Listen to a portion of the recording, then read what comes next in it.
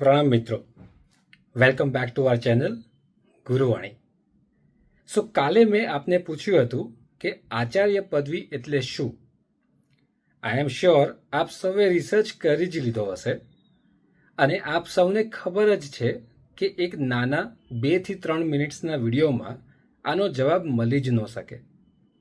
But let me try to cover just a few points. Acharya is equal to આચાર plus આર્ય. આચાર એટલે વર્તન, આર્ય એટલે શ્રેષ્ઠ વ્યક્તિ. સો આચાર્ય એટલે જે વ્યક્તિ પોતે સંપૂર્ણ જીવન શાસ્ત્ર મુજબ જીવે અને બીજા સાધુ સાધ્વી ભગવંતોને યોગ્ય માર્ગ દર્શાવે તેને આચાર્ય ભગવંત કહેવામાં આવે. તેઓની મુખ્ય ભૂમિકામાં તેઓ જૈન શાસનના ચતુર્વિધ સંઘના પ્રમુખ હોય છે, સાધુ સાધ્વીજીના મુખ્ય ગુરુ હોય છે. તેઓ સમગ્ર સંઘમાં જૈન શાસનના નિયમોનું પાલન થાય તે સુનિશ્ચિત કરે છે. આચાર્ય પદવી પ્રદાન થયા બાદ તેઓ નવા મુમુક્ષુઓને દીક્ષા પણ આપી શકે છે. The list goes on and on and on and on. ઇંગ્લિશમાં એક કહેવત છે, with position comes responsibility. Acharya પદવી પ્રદાન થાય એ પછી તેઓની રિસ્પોન્સિબિલિટીઝ અનેક ગણી વધી જતી હોય છે.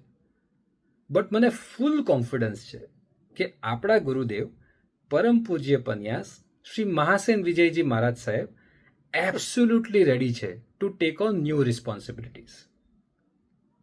ચાલો વિડીયો એન્ડ કરતા પહેલા એક સવાલ. શું તમે જાણો છો કે જૈન શાસનમાં આજ સુધી કેટલા આચાર્ય ભગવંત બન્યા?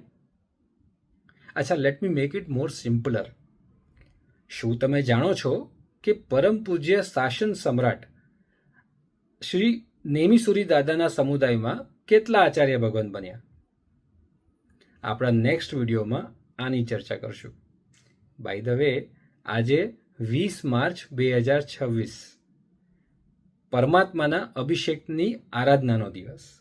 તો સૌ ચાલો આજે મહાઅભિષેક, મંગલ અભિષેક, મારા પ્રભુજીનો અભિષેક કરીએ. આજ માટે એટલું જ. કાલે ફરી મળીશું. Stay tuned. જય જિનેન્દ્ર.